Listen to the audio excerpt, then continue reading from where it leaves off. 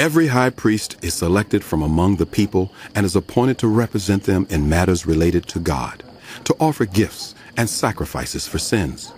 He is able to deal gently with those who are ignorant and going astray, since he himself is subject to weakness.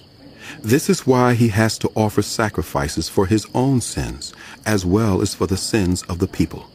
And no one takes this honor on himself, but he receives it when called by God, just as Aaron was.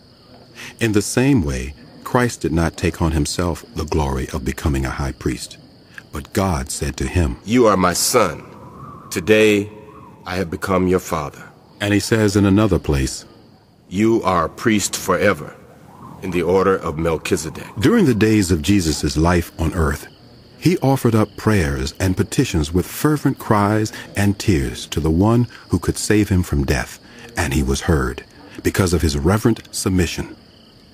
Son though he was, he learned obedience from what he suffered, and once made perfect, he became the source of eternal salvation for all who obey him, and was designated by God to be high priest in the order of Melchizedek.